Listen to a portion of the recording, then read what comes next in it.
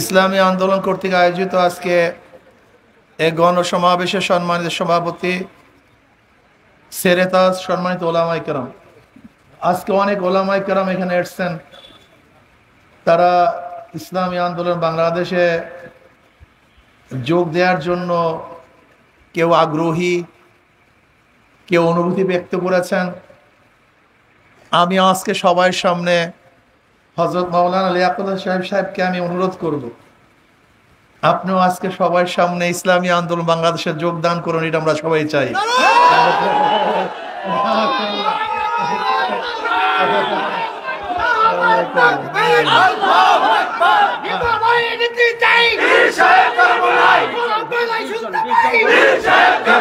এরপর আমাদের এখানে আমাদের আসছেন,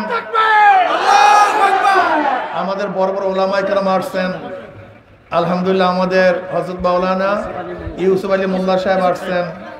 তারপর আরো অনেক প্রায় 20 জন ওলামায়ে ফরিদুদ্দিন মাসুদ সাহেব আসছেন।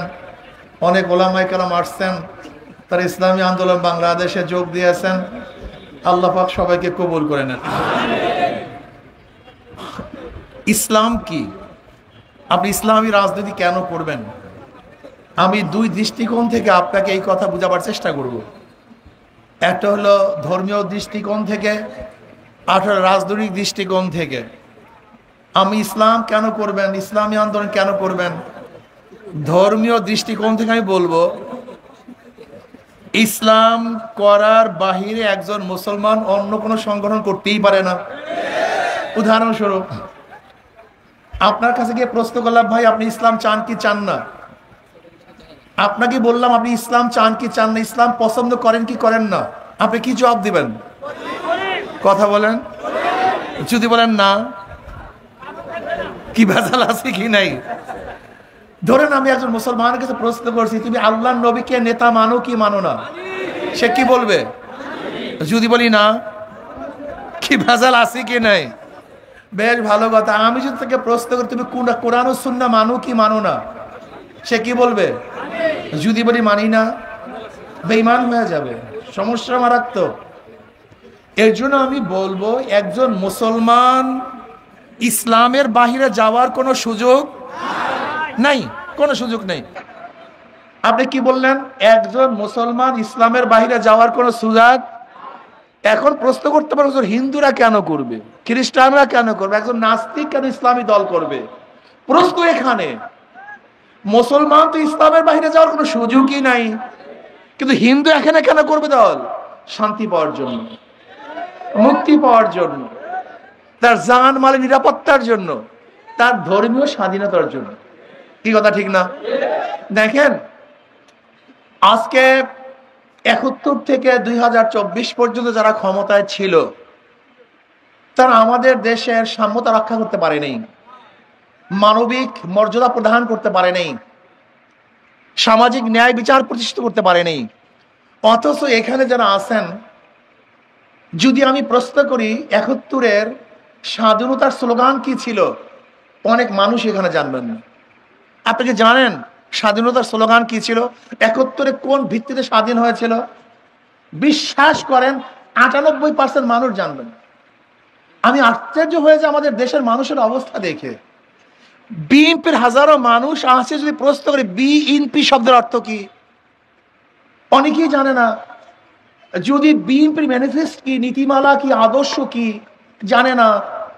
বিএনপিতে অন্তর্ভুক্ত হতে গেলে কয় টাকা চাঁদা দিতে হয় প্রথম ফর্ম ফিল আপ করার জন্য, তাও সে জানে না। জিয়াউর রহমান সাহেব কবে ক্ষমতায় বসছে? বিশ্বাস করেন, বিএনপির অনেক নেতা আছে, জিয়াউর রহমান সাহেব কবে ক্ষমতায় বসছে তাও জানে না। জিয়াউর রহমান সাহেব ক্ষমতায় বসছিলেন 75 সনে। আচ্ছা বলেন তো, তিনি নির্বাচন দিয়েছিলেন কোন সনে? 79-তে। ক্ষমতায় বসছেন 75-এ, নির্বাচন দিয়েছিলেন 79-তে। আমি আপনাদের প্রশ্ন করতে চাই, ক্ষমতায় বসছেন 75-এ, নির্বাচন দিয়েছেন 79-তে, এই যে প্রায় 4 বছর 4.5 বছর পরে নির্বাচন দিয়েছিলেন, এটা কোন সংবিধানে ছিল, কোন সংবিধানের আইনে ছিল আমাকে বলুন? এটা 72 সংবিধান নাই। 72-এর সংবিধান হলো প্রাইম মিনিস্টার বা প্রেসিডেন্টের পদ খালি হওয়ার 3 মাসের মধ্যে নির্বাচন দিতে হবে। আজকে যারা সংবিধান নিয়ে কথা বলছেন, আপনারা সংবিধান তো জানেনই না। বড় সমস্যা এখানে। আজকে দেখবেন আমাদের সিইসি সাহেব বলেন সংবিধানে নাই, পিআর সিস্টেম সংবিধানে নাই। আমি বলবো আপনি নিজেও তো সংবিধানে নেই। কারণ সংবিধানে আছে সরকার পতন হওয়ার 3 মাস পরে নির্বাচন দিবেন, সেই নির্বাচনে ডিসাইড হবে কে প্রাইম মিনিস্টার হবে, তারপরে তারা পদ নিয়োগ দিবেন। আমি আপনাকে প্রশ্ন করতেছি, আপনি নিয়োগ হয়েছেন কবে? আপনি তো সংবিধান ফেল হওয়ার 3 মাস পরে নিয়োগ হয়েছেন, তা আপনিও তো সংবিধানের মধ্যে নেই, আপনি সংবিধানের কথা বলতেছেন। আমাদের দেশের মানুষের সমস্যা রেখে যারা আওয়ামী লীগ করে, এরা জানি না আওয়ামী লীগ শব্দের আরবি, ফার্সি না উর্দু, ওরা নিজেরাই জানে না। আওয়ামী লীগের ভিত্তিকে ম্যানিফেস্ট কি ওরা নিজেরাই জানে না। সেকুলারিজমের অর্থ তারা জানে না, গণতন্ত্র ডেমোক্রেসির অর্থ তারা জানে না। আমাদের দেশের মানুষ রাজনীতি কেন করে?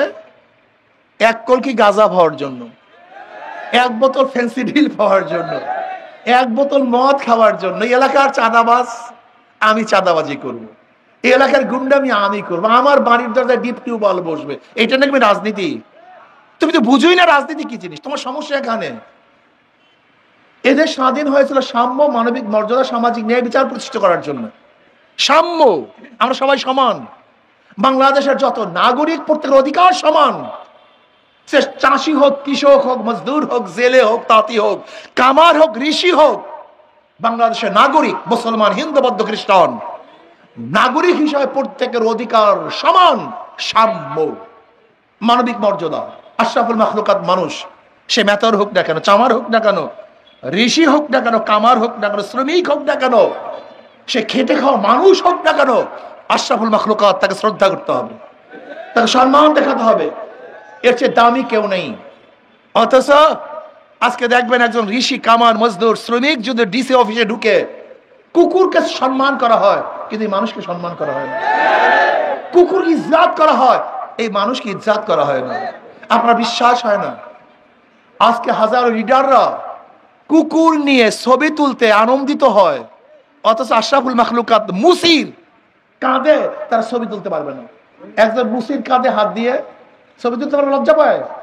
আজকে আশরাফুল মাখলুকাত এই মানুষকে আমরা ঘৃণা করি, অথচ বিড়াল কোলে নিয়ে ছবি তুলি। কি কোলে নিয়ে? বিড়াল কোলে নিয়ে ছবি তুলি, কিন্তু একজন মুসির কাঁধে হাত দিয়ে ছবি তুলতে লজ্জা পাই। এই আশরাফুল মাখলুকাতকে আমরা শ্রদ্ধা করি না, সম্মান করি না, ইজ্জত করি না। এই মানবিক মর্যাদা দেওয়ার জন্যই ৭১ আন্দোলন হয়েছিল, ন্যায় বিচার প্রতিষ্ঠা করার জন্য। কিন্তু আজকে কি দেখছি? যখন সরকারে থাকে, 1000 খুন করেন, আপনার কোনো কেস নাই, আপনি খোলা আকাশের নিচে ঘুরে বেড়ান। যদি আপনি সরকারি দলে না থাকেন, আপনি নির্দোষ হলেও আপনাকে জেলখানায় ঢুকে ঢুকে মরতে হবে। এর নাম ন্যায় বিচার? আমাকে দেখান তো কোন আইনে আছে কনভিক্টেড আসামি, যে সাজাপ্রাপ্ত আসামি, কোর্টে হাজিরা দেয়া ব্যতীত খালাস দেওয়ার আইন কোথায় পেয়েছেন? আমাকে দেখান। কিন্তু আমাদের দেশের আজকে কোর্টগুলির অবস্থা কি, আদালতগুলির অবস্থাটা কি? যে যখন ক্ষমতা আসে তার দিকে তাকিয়ে তারা রায় দেয়। এর নাম আদালত হতে পারে না, এর নাম বিচারক না, একে বিচারক বলা যায় না। রাষ্ট্র কি জিনিস আমরা রাষ্ট্র সম্পর্কে অনেকেই জানি না। দেশ কি জিনিস অনেকেই জানি না। রাষ্ট্র এবং সরকারের মধ্যে হাজারো পার্থক্য। সরকার পরিবর্তন হয়, রাষ্ট্র পরিবর্তন হয় না। কথা বলেন না কেন? রাষ্ট্রীয় সম্পদ রাষ্ট্রের থাকে, দলীয় সম্পদ দলের কাছে থাকে। দল পরিবর্তন হয়, রাষ্ট্র পরিবর্তন। যেমন ডিসি সাহেব রাষ্ট্রের, এসপি সাহেব রাষ্ট্রের, পুলিশ সাহেব রাষ্ট্রের। সরকার চলে যায় কিন্তু পুলিশ সাহেব, কথা বলেন, ডিসি সাহেব, কারণ সে তো রাষ্ট্রের। আমরা রাষ্ট্রের নাগরিক। সরকার পরিবর্তন হয় কিন্তু আমরা কিন্তু পরিবর্তন হই না। আমরা দেশেরই সম্পদ, আমরা দেশের নাগরিক। এই রাষ্ট্র সবার। রাষ্ট্র কি আপনি কি জানেন? রাষ্ট্র কেন, স্টেট কেন সৃষ্টি হয়েছিল? স্টেটের কি প্রয়োজনটা ছিল আমরা অনেকেই জানি না। স্টেটের প্রয়োজনটা কি ছিল? ধরে নেন আজকে এই বাড়িটা একজন নিরীহ মানুষের, কিছু গুন্ডা পান্ডা বাড়িটাকে দখল করেছে, কিন্তু এই নিরীহ মানুষ তো গুন্ডা পান্ডার সাথে লড়াই করার ক্ষমতা রাখে না, রাখে? এখন রাষ্ট্র কি বলছে? রাষ্ট্র নিরীহ মানুষটাকে বলছে তোমার কোনো টেনশন নাই, আমি তোমার পাশে আছি, তোমার পক্ষ হয়ে তোমার ঘরকে তোমার কাছে বুঝিয়ে দেওয়ার দায়িত্ব আমি রাষ্ট্রের, অন্য কারণ না। একজনটাতে ক্ষুধার্ত, রাষ্ট্র কি বলে? তোমার কোনো টেনশন নাই, তোমার মুখে খাদ্য তোলার দায়িত্ব আমার, তুমি ক্ষুধার্ত থাকতে পারবা না। রাষ্ট্র কি জিনিস? একজন বস্ত্রহীন, রাষ্ট্র বলবে তুমি বস্ত্রহীন, তোমার কোনো টেনশন নাই, তোমার কাপড়ের দায়িত্ব আমার। একজন চিকিৎসাহীন ধুকে তোকে পড়ছে, রাষ্ট্র কি বলবে? তোমার কোনো টেনশন নাই, তোমার কেউ নাই, আমি তোমার পাশে আছি, তোমার চিকিৎসার দায়িত্ব আমি গ্রহণ করব। একজন ছেলে গরিব মেধাবী অর্থের অভাবে পড়াশোনা করতে পারে না, রাষ্ট্র কি বলে জানেন? তোমার কোনো টেনশন নাই, তোমার পড়াশোনার দায়িত্ব আমি গ্রহণ করব। এর নাম রাষ্ট্র। আমরা রাষ্ট্র জানি না। রাষ্ট্র কি বলে? তোমার রাস্তা ভাঙ্গা, তুমি চলতে পারো না, তুমি এদেশের নাগরিক, আমি রাষ্ট্র, তোমার রাষ্ট্র মেরামত করার, রাস্তা মেরামত করার দায়িত্ব আমার, আমি তোমাকে রাষ্ট্র সুন্দর করে দেব। এর নাম রাষ্ট্র। আর এখন রাষ্ট্র বলতে কি মনে করে? জুলুম, অত্যাচার, অবিচার, গুম, খুন, ধর্ষণ, চুরি, ডাকাতি, চাঁদাবাজি, এর নাম রাজনীতি না। এটা জুলুম তন্ত্র, এটা ডাকাতি তন্ত্র, এটা চাঁদাতন্ত্র হতে পারে, কিন্তু এটা রাষ্ট্রতন্ত্র হতে পারে না। রাষ্ট্রতন্ত্র মানে যে রাষ্ট্রের মধ্যে প্রত্যেকটা মানুষ নিরাপত্তা অর্জন করবে। রাষ্ট্রের দায়িত্বটা কি? তুমি নাক টেনে ঘুমাও, আমার পুলিশ তোমার বাড়ির দরজা পাহারা দিবে, তোমার কোনো টেনশন নেই। তোমাকে কেউ আক্রমণ করবে, চুরি করবে, সেই দায়িত্ব আমার, আমি তোমাকে পাহারা দেব, তুমি ঘুমাবা, এর নাম রাষ্ট্র। কিন্তু আজকে 53 বছর যারা ক্ষমতায় ছিল এই কাজগুলি করতে পারে নাই। তারা কি করেছে? জুলুম করেছে, অত্যাচার করেছে, অবিচার করেছে, দেশের সম্পদ লুটপাট করেছে, 28 লক্ষ কোটি টাকা বাংলাদেশের বিদেশে পাচার করেছে। আপনাকে জানেন রাষ্ট্রের প্রত্যেকটা খাতকে ধ্বংস করে ফেলেছে। আজকে আওয়ামী লীগ সরকার নাই মানে প্রধান বিচারপতি সেও নেই, নাকি বিজেপি এর প্রধান সেও নেই, এনএসআই প্রধান সেও নেই, আইজি সেও নেই, এমন কি বাইতুল মুকাররমের মসজিদের ইমাম সাহেব নেই। বুঝেন, এমন কোন খাত নাই যেখানে দলীয়করণ করে নেই। এর নাম রাষ্ট্র? এর নাম রাষ্ট্র না, এটাকে রাষ্ট্র বলা যায় না। রাষ্ট্র কি? যেখানে বাংলাদেশের প্রত্যেকটা মানুষের নিরাপত্তা কিভাবে দেওয়া হবে, শুধু মানুষ, গোটা জানোয়ারের নিরাপত্তা কিভাবে দেওয়া হবে। ওমর ইবনে খাত্তাব রাদিয়াল্লাহু সেই বক্তব্য যে ফোরাতের কুলেও যদি একটা কুকুর না খেয়ে মারা যায়, আমি ওমরকে জবাব দিতে হবে। এর নাম রাষ্ট্র। একটা কুকুর, মানুষ তো দূরের কথা, রাষ্ট্রের একটা কুকুর, একটা পাখি, একটা জানোয়ার যদি না খেয়ে মারা যায়, রাষ্ট্রপ্রধানকে জবাব দিতে হবে ওই একটা কুকুর না খেয়ে মারা গেল কেন। এর নাম রাষ্ট্র। আমরা রাষ্ট্র সম্পর্কে জানি না। কেনই বা ওরা করবে? ওরা তো করতেই পারবে না। এর কারণটা কি? ওসি সাহেব পরিবর্তন হয়, ঘুষ সাহেব পরিবর্তন হয় না, ডিসি সাহেব ট্রান্সফার হয়, কিন্তু দুর্নীতি সাহেব ট্রান্সফার হয় না। এর কারণটা কি? বহু দলের শাসন আমরা দেখেছি, আওয়ামী লীগের শাসন দেখেছি, বিএনপি শাসন দেখেছি, জিয়াউর রহমান সাহেবের শাসন দেখেছি, কিন্তু ভাগ্যের পরিবর্তন দেখি নাই। আমরা আইয়ুব খানের শাসন দেখেছি, শেখ সাহেবের শাসন দেখেছি, জিয়াউর রহমান শাসন দেখেছি, আওয়ামী লীগ, বিএনপি বহুত শাসন দেখেছি, মানুষের ভাগ্যের পরিবর্তন দেখে নেই। কারণটা কি? একজনের নাম এ, একজনের নাম বি, একজনের নাম সি। এও চোর, বিও চোর, সিও চোর। ক্ষমতা আছে এ, সে কি করবে? জোরে বলেন। হটাও এ, বসাও বি, সে কি করবে? হটাও বি, বসাও সি, সে কি করবে? কারণ নেতার পরিবর্তন হয়েছে, দলের পরিবর্তন হয়েছে, নীতি ও আদর্শের পরিবর্তন হয়নি। এই যতবার পরিবর্তন করবেন, আপনাকে দেখেন নাই এক দলে আগে চাঁদাবাজি করছে, এখন আর এক দলে চাঁদাবাজি করে। আগে এক দলে ধর্ষণ করছে, আর এক দলে ধর্ষণ করা শুরু করেছে। আগে আর এক দলে চুরি করতো, আর এক দলে চুরি করা শুরু করেছে। শুধু হাতের পরিবর্তন, চেহারার পরিবর্তন, কিন্তু চোরের পরিবর্তন হয়নি। পাটা পুতা ঘষা ঘষি মরিষের দফা শেষ না। চোর ডাকাত বদমাশদেরকে আর আমরা ক্ষমতায় নেব না। এর জন্য আমাদের শায়খ মুর্শিদ বলেছেন, শুধু নেতা নয়, নীতির পরিবর্তন চাই। শুধু নেতা পরিবর্তন করে হবে না, চোরের পরিবর্তে চোর আনলে হবে না, ডাকাতের পরিবর্তে আর এক ডাকাত আনলে হবে না, এক চাঁদাবাজের পরিবর্তে আর এক চাঁদাবাজ ক্ষমতায় আনলে হবে না। এর জন্য আমাদেরকে কি করতে হবে? 2 নম্বর জমিতে 1 নম্বর ফসল হয় না, 2 নম্বর গাছে 1 নম্বর ফল হয় না, 2 নম্বর উস্তাদের কাছে 1 নম্বর ছাত্র হয় না, 2 নম্বর নেতার কাছে দেশ কোনোদিন 1 নম্বর হতে পারে না। এই জন্য শুধু নেতা নয়, নীতির পরিবর্তন চাই। আমি আগেই বলেছি, ধর্মীয় দৃষ্টিকোণ থেকে আপনি কেন হাত পাকায় ভোট দিবেন এবং রাজনৈতিক দৃষ্টিকোণ থেকে কেন দিবেন, কিয়ামতের ময়দানে আমি ধর্মীয় কোন দৃষ্টিকোণ থেকে বোঝাতে চাই। কিয়ামতের ময়দানে অনেক মুসল্লি দেখবে লক্ষ লক্ষ ব্যারেল মদের গুনাহ, জেনার গুনাহ, সুদের গুনাহ। আল্লাহ আমি কোনোদিন মদ খাইনি, কোনোদিন জেনা করি নাই, মেয়ের দিকেও তাকাই নেই, এত গুনাহ আসলো কোথার থেকে?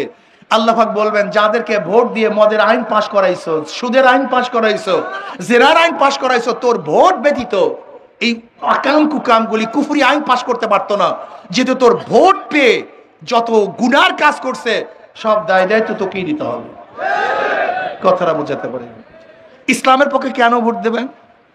ইসলামের পক্ষে ভোট দেবেন যদি ইসলামের পক্ষে ভোট দেওয়ার পরে ওই ব্যক্তি নির্বাচিত হয়ে যত ভালো কাজ করবে তার দায় দায়িত্ব অংশীদারিও আপনি হবেন।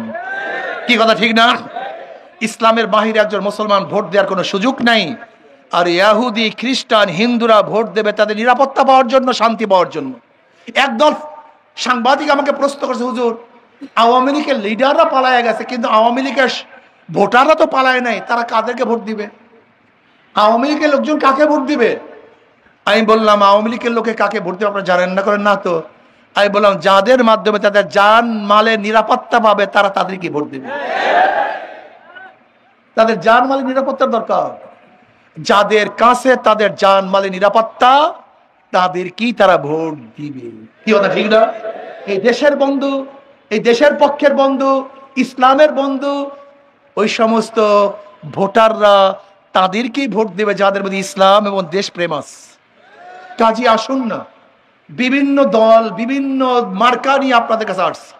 আওয়ামী লীগ নৌকা নিয়ে আসছে, বিএনপি নিয়ে আসছে, জাতীয় পার্টি নাঙ্গল নিয়ে আসছে। অথচ যেই ব্যক্তি নৌকা নির্বাচন করে নিজেরা নৌকা চালাতে পারে না, যারা ধানের শেষে নির্বাচন করে নিজেরা ধান কাটতে পারে না, যারা নাঙ্গলি নির্বাচন করে নিজেরা নাঙ্গল বইতে পারে না, সমস্ত প্রতীকগুলি গরিবদের। নৌকা চালায় কারা? ধান কাটে কারা? গরিবরা। নাঙ্গল চালায় কারা? প্রতীক গরিবদের, কিন্তু যারা নির্বাচন করে একটাও গরিব না। অর্থাৎ সব ধোঁকাবাজি, মার্কার সাথে নিজেদের কাজের কোনো মিল। কিন্তু হাত পাখা এমন একটা মার্কা, যে নির্বাচন করে সেও চালাতে পারে, যারা সমর্থন করে তারাও চালাতে পারে, নাকি ভাই? হাত পাখা ঘুরাতে পারে মহিলারা, হাত পাখা ঘুরাতে পারে পুরুষরা। হাত পাখা প্রয়োজন বড়দের, হাত পাখা প্রয়োজন ছোটদের। হাত পাখা বাতাস দেয় হিন্দুদেরকে, খ্রিস্টানদেরকে, মুসলমানদেরকে। হাত পাখা বড় লোকদের প্রতীক, হাত পাখা গরিবদের প্রতীক। কারেন্ট ফেল করে, হাত পাখা ফেল করে না।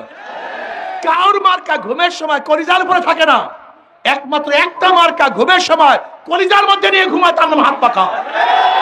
সর্বজনীন প্রতীক, সবার প্রতীক, সবাইকে শান্তি দেয়।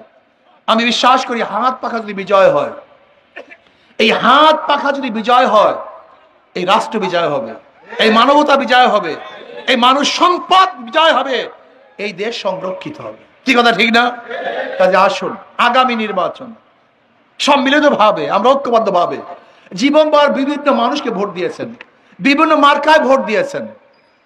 আমি অনুরোধ করবো, দুই হাত জোরে অনুরোধ করবো, আমার যুবক বাবারা, আমার মুরব্বী বাবারা, আমার পর্দায় মা বোনেরা, মুসলমান, হিন্দু, বৌদ্ধ, খ্রিস্টানেরা, দুই হাত জোর করে অনুরোধ করবো, বিভিন্ন মার্কায় ভোট দিয়ে জীবনভর ফেল করেছেন, একটাবার ইসলামকে পরীক্ষা করুন। একটাবার, শুধু একটাবার, শুধু একটাবার ইসলামকে পরীক্ষা করুন।